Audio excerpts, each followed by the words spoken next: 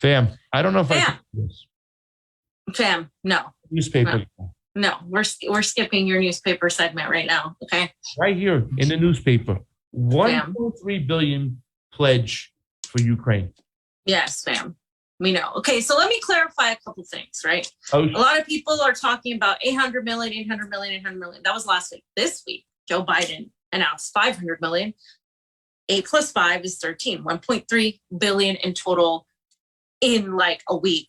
That's like that, right? 3.4 total since the beginning of the conflict. Just so you guys know, right? We got people on unemployment. We got high gas prices. We got food shortages, homeless people on the streets, highest rent prices, inflation. I mean, we're going to talk about this right now, right? And they get Joe Biden just like this for Ukraine, usually to neo-Nazis, Azov Battalion, C-14, all the paramilitary fascists in Ukraine. They're getting all this money. It's going to where? It's not going to help poor Ukrainians. It's going to literally kill people. And so, okay. So CNBC has had this article. I think they explained it in the better in terms of the numbers. So Biden said that the U.S. will send 1.3 billion in additional military and economic support to Ukraine.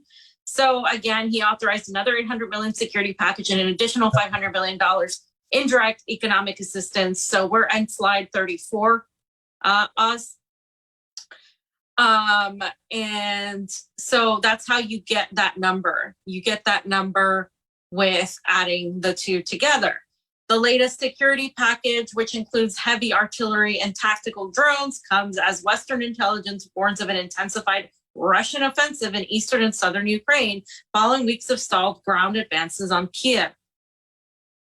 Quote, this is money the government can help use to stabilize their economy, to support communities that have been devastated by the Russian onslaught, and pay the brave workers that continue to provide essential services to the people of Ukraine. Biden said from the Roosevelt Room of the White House. So that is what Biden's reasoning is. And Biden had a call with Zelensky, and that's when he authorized this new 800 billion.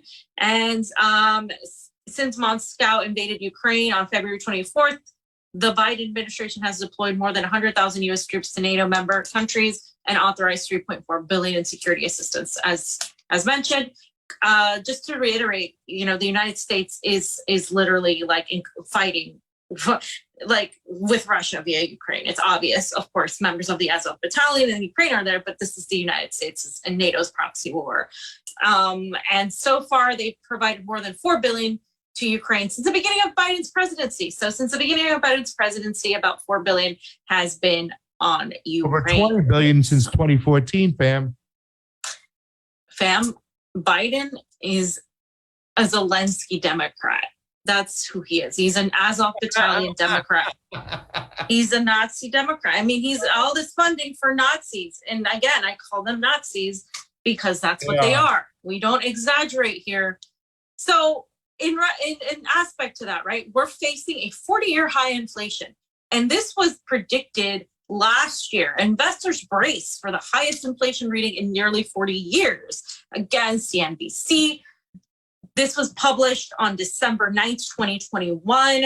Wall Street expects the consumer price index on Friday to reflect 0.7 gain for November. So again, it's gotten worse, right? And it will mark the highest year-over-year level since 1982. Though markets expect a high reading, investors worry that the Fed might react aggressively to one that is even above consensus. So this is just the beginning of that. And to explain it, I did a little video yesterday. I had somebody help me edit this.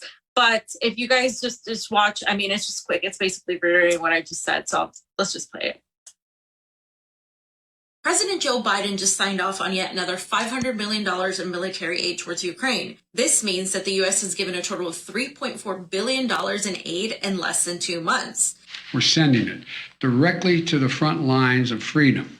While President Vladimir Putin's approval rating keeps going up, Joe Biden's approval rating has hit record lows in popularity. While the ruble has largely increased its value since the beginning of the conflict in Ukraine, the American dollar has reportedly decreased in value. Most Americans are beginning to question why Ukraine gets so much money so easily without extra hurdles or approvals needed, while they're left facing a 40-year record high inflation, food shortages, and higher than ever prices at the pump. In fact, most are beginning to question why the Azov battalion in the Ukrainian military need more weapons and missiles and why that's even a top concern, especially when they're a nation in debt and they're facing higher than ever interest rates. With the upcoming midterm elections and the economy headed towards a downward spiral, things aren't looking good for the Biden administration or the Democratic Party. No, they're not, fam. Fam? No, they're not. And it's going to get worse for them in terms of the theater. Line of freedom. Yeah, right. Line of freedom. That's just another way of saying I'm going to sell weapons and use your money, guys. Yeah. I mean, it's your money. I mean, it's the money that could be used to actually help people. I mean, we get tired of saying this. It's just, but that's what it is. So a lot of people are starting to question how does Ukraine get all this money? What about us? What about America? Blah, blah, blah. Because now it's affecting the direct profits of Americans. And until Americans are directly affected by something, they don't pay attention. So now that they're being affected directly by something, they're starting to be like, what's going on here? What is the purpose of this? Meanwhile, as we're headed for a terrible, like depression, and everything we just said, Vladimir Putin and Russia are actually getting a lot of gains and victories in this conflict against Ukraine. And this whole thing is happening right now. And there's Vladimir Putin. He was talking with the Russian Defense Ministry, Sergei Shoigu, and they went over some important things that I think are important to talk about. So I'm just going to go over them real quick because he's the Supreme Commander-in-Chief of the Russian Armed Forces. And he sat with Vladimir Putin to assess the situation in Mariupol.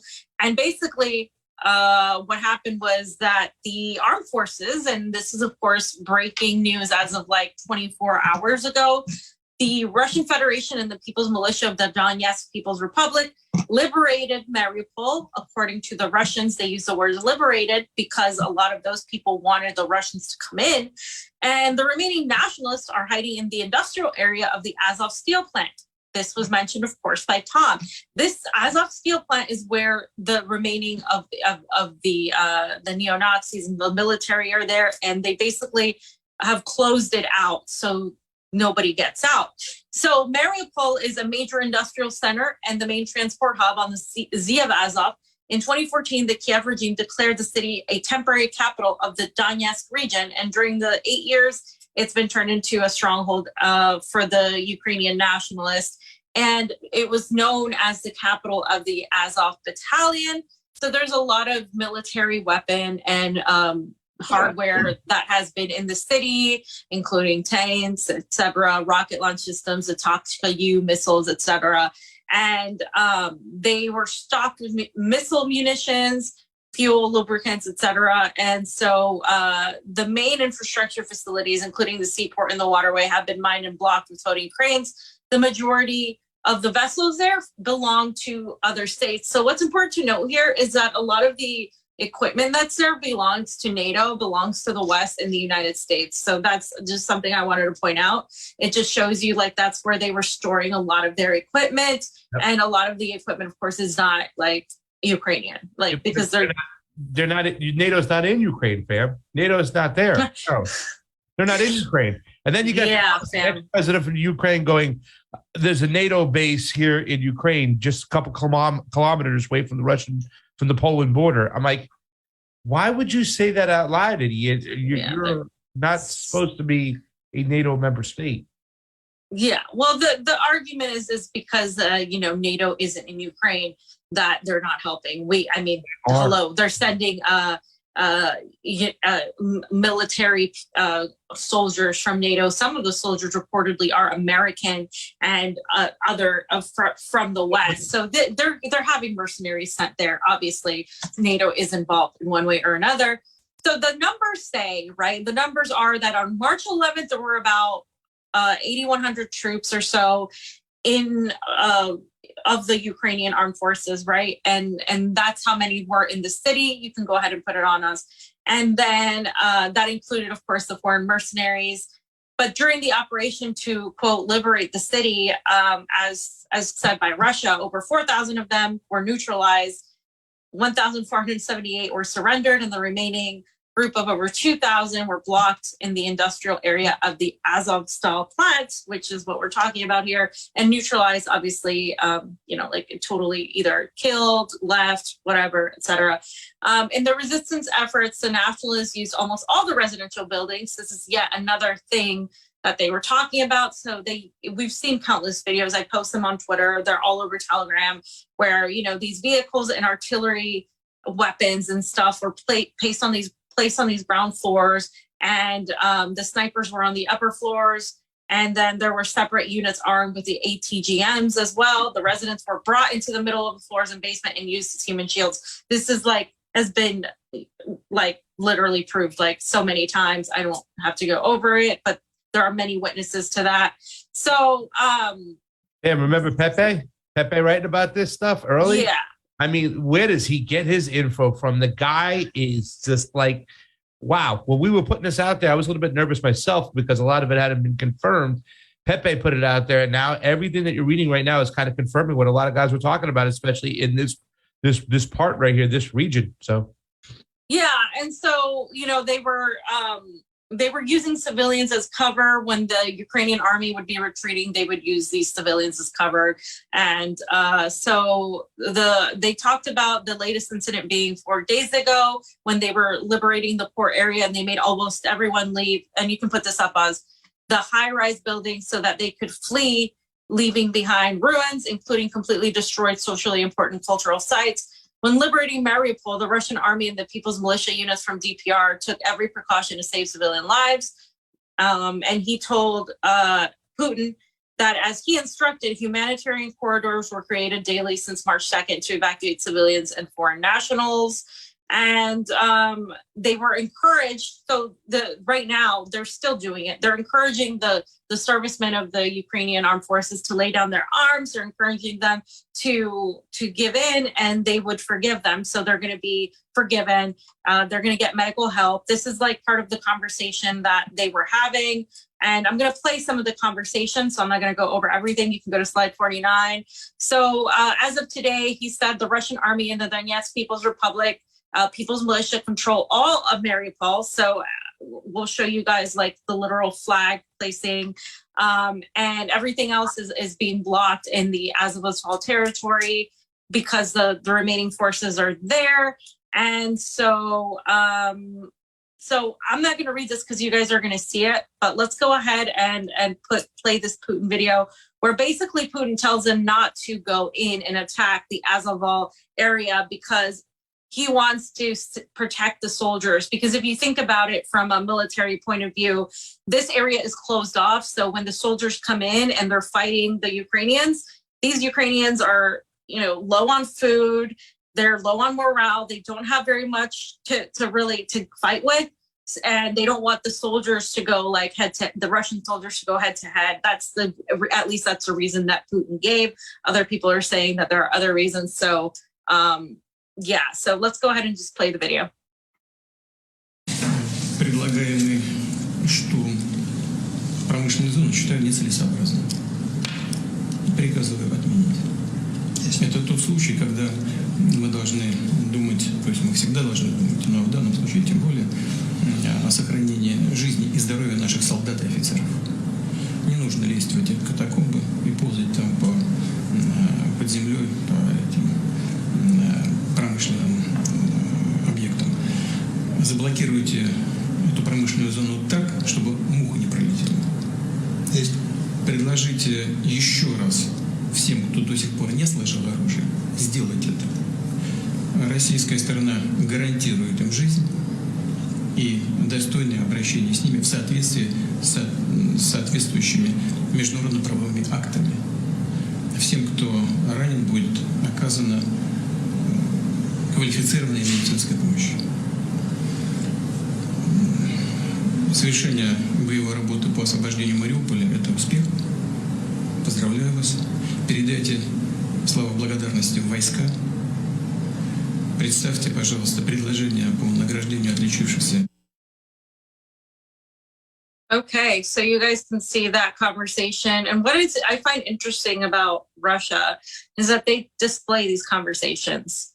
I don't think the US military leadership would have a conversation with Biden freely, even if they're lying, whatever. I don't think that would happen in the United States. They wouldn't allow that to be a thing. They would just have them make a speech. They wouldn't tell you, oh, these are the intricacies. Here are the details that we did. That doesn't happen here. I just find that fascinating. Well, you know how our media and our government officials will play that off of, oh, this is the propaganda they're putting out there. This is all. Well, yeah, that's what they're doing. But what I'm saying is, like, if we were in that situation, you wouldn't even hear that. You would just say, we have sources and that this happened, and you wouldn't get to hear that conversation happen. Absolutely. So this is a video of the Donetsk People's Republic flag being raised over the highest point of Mariupol, signaling the takeover / liberation of Donetsk, Mariupol, in Mariupol. So that's what's happening. That's what happened already. And Fasta, you have a tweet here. Well, let's see the video. Did you play it? The video's playing. Yeah, it's a short video. I just said that Joe Biden has just pledged another $1.3 billion to Ukraine for weapons. He has now entered that stage of a drunk wasted at a bar who can barely stand up, but keeps screaming for shots that will be placed on your tab. At what point do you say, cut him off? He's had enough. That's a really good analogy. Yeah. He's just ordering shots, barely screaming, get, and it's all your money. Let's go. It's like enough, pal. You know what I'm saying? But there's something I want to point out before we get to Gonzalo on the particular situation we're talking about right now, as you just kind of talked about the whole Mariupol situation. The area where I really strongly disagree with Tom Luongo when it came to the actual warfare that's taking place on the ground, I tend to agree with more Scott Ritter. Mm-hmm. I believe what is going on is that the Ukrainians have a very strong playbook of guerrilla warfare, digging in deep, like you just talked about, the way they're using the civilians as shields, kind of blending in with them, so therefore they can't just annihilate. It wasn't Putin's plan to annihilate this part of Ukraine. Yeah, I agree. It was part to them to liberate them, to create the buffer zone that wasn't given, that Ukraine was supposed to be, wasn't supposed to be pro-West, with Nazis getting funded, whatnot, and terrorizing ethnic-speaking Russians. So he's creating a buffer zone. So the Ukrainians that are there in these areas, he has to be very delicate. He has to go troops on the ground and kind of go in there rather than just carpet bombing like the United States would do, because these Ukrainian citizens are eventually going to be loyal, part of an independent country that's loyal to the Russian Federation. They're going to be essentially Russian citizens. So you got to go in there in a delicate manner. So I do lean a little bit towards more what Scott Ritter has talked about. They don't want Kiev. They just wanted to blockade Kiev, and they did surround it. So I am in disagreement with Mr. Luongo. I think Russia is handling this war, from what I've seen, the way they wanted to on their own timeline. They're going to take their time. They're going to try to save as many citizens as possible. And when people say that Putin doesn't play the PR game that well, I think they're wrong too as well. He wants to show that he's going to give these soldiers medical attention, whether they be on either side of the aisle. They'll get their fair day in court. You know what I'm saying? Some of them. But he's going to play that PR game because he wants to show he's not in this for death and destruction. He's in there to create the buffer that's needed for Mother Russia. And that's making sure that Luhansk and Donetsk are liberated. And I don't know how he's going to deal with the southern part of Ukraine, but he's not going to allow the West to have control of the Black Sea and Odessa and all the maritime channels over there. That's something I just want to point out when it comes to that. That's why he's handling this war the way he's handling this war. And he said they're going to do it on Russia's timeline, not the West. I agree. I agree with you 100% on that. 100%.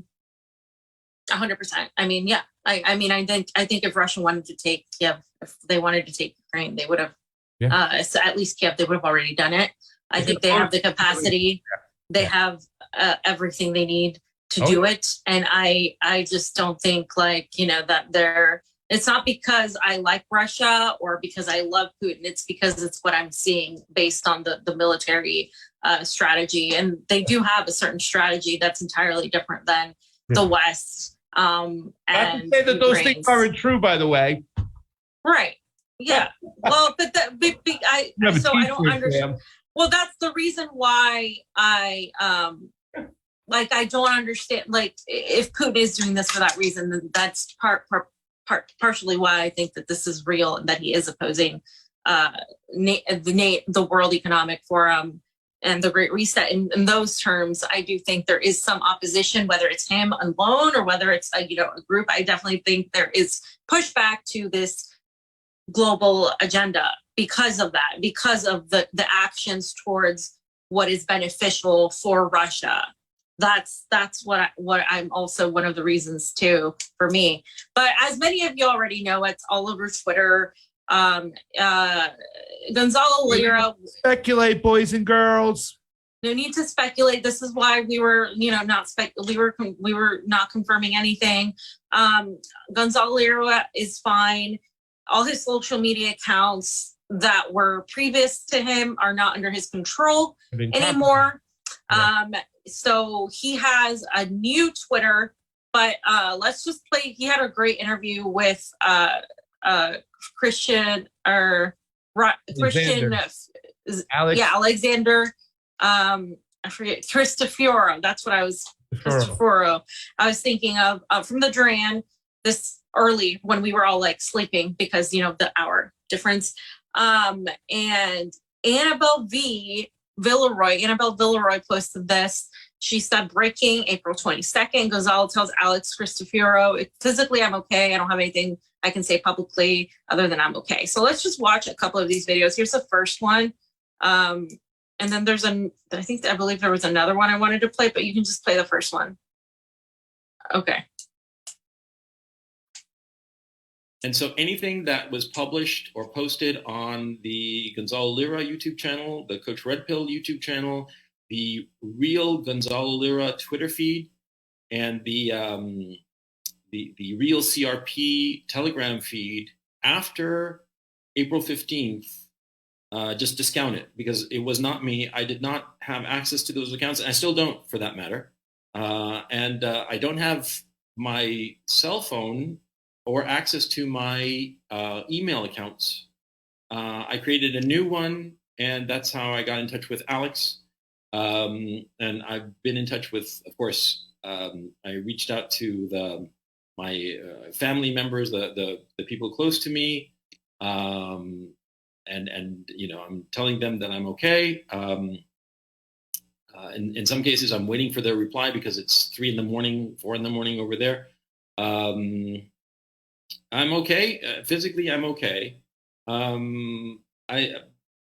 don't have anything that I can say publicly other than I'm okay. And thank you for the concern because I've been checking out on internet some of the stuff that is being said about me, and I appreciate so much the kind wishes and all the thoughtfulness of so many people, and I very much appreciate it. But I'm still in Kharkov, and for the time being, I cannot leave. The authority here has told me that I cannot leave the city, and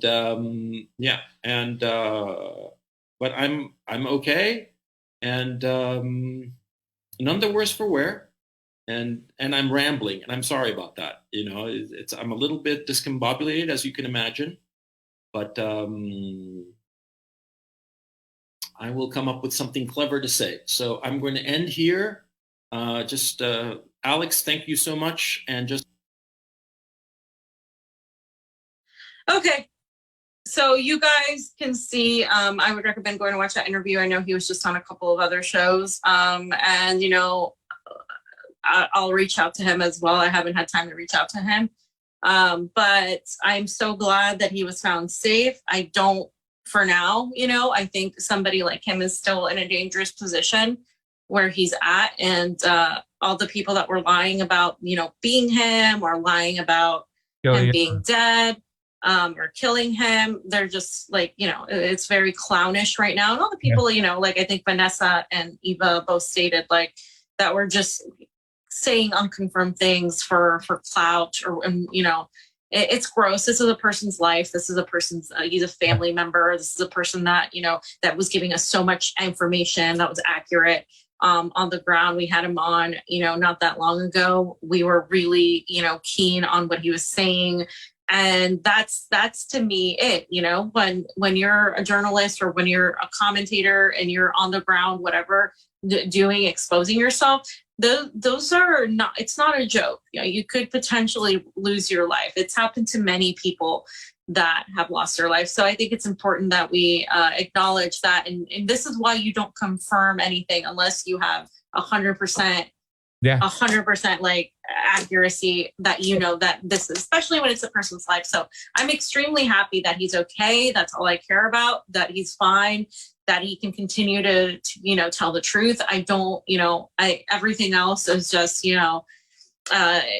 irrelevant. I think that he should be careful, and mostly because he was captured, by the way, by the Special Operations Unit, of Ukraine. So all the people who still cheered on the false news of his death and torturing, you could still go eat a bag of Richards. You really can. That was some awful, dirty, disgusting shit. People who out there who didn't agree with his ideology, thought he was a bad person, thought he was misogynic, saying that he deserved what he got from the Azov at the time, when a lot of people thought he was tortured and killed and beheaded. You could still eat a bag of Richards. And I just like to say that it's disgusting. It really is. And it's all about your own narcissism, that you want to be the savior. You want to be even what that Sarah was saying, I'm being attacked here and I'm on the ground doing this.